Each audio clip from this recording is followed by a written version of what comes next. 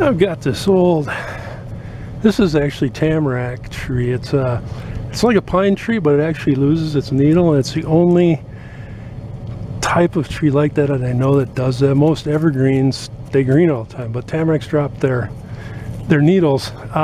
This has been here for probably 25 years, and it was actually used in my parents' house when I was growing up as a fence. So this log is at least 50 years old. It's been out in the elements. Amazing, it's even one piece.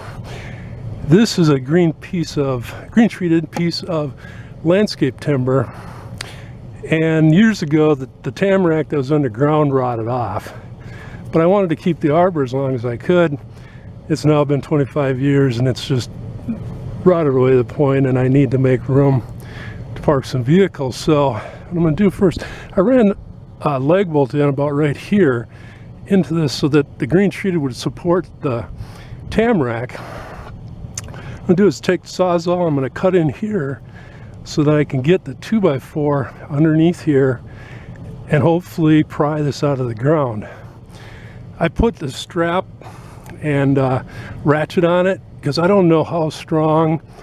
There's leg bolt down here and there's one up higher.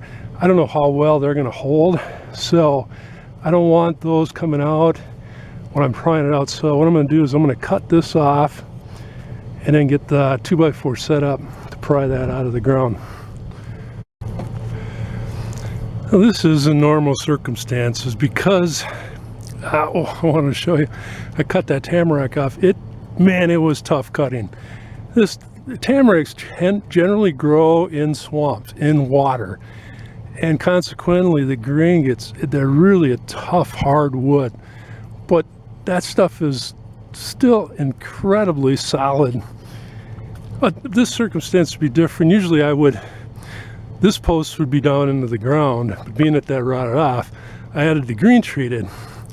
So what I'd normally do is I would bolt a 4x4 up onto this post to pull it out of the ground, but this situation is different because I added on the green treated years later. So now I've got that cut, straps on, I have some 2x4s here, and I'm going to take a 2x4 long one, 8-footer, and put it in. I'm going to have to move these away. It'll go in like this, and if you put 2x4 this way, it's only 1.5 inches thick. This way it's 3.5 inches thick. So it's much stronger to put it this way.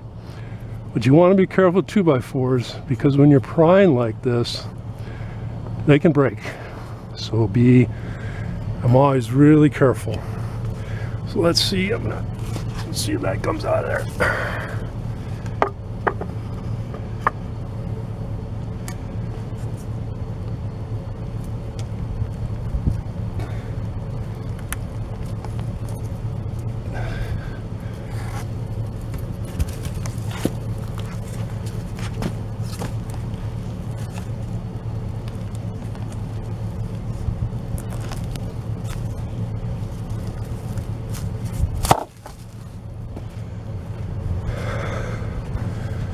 And done.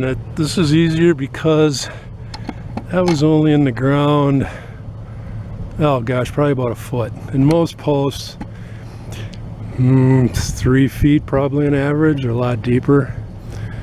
Well, this is something to try. It's pretty easy to set up and give it a whirl. But I've been using this method on different posts for many years, and it's always worked well. Rather than trying to wiggle the post around in the hole, try and pull it out by hand, not fun. Or trying to dig the thing out with a shovel, taking a shovel and digging down around here. Some posts you might have to do that, depending on if there's cement poured around them. Every post is a little bit different, depending on how it was installed, what the material is. Is it metal? Is it wood? But this worked well. Glad to get these out of here. Be sure and check out my other videos.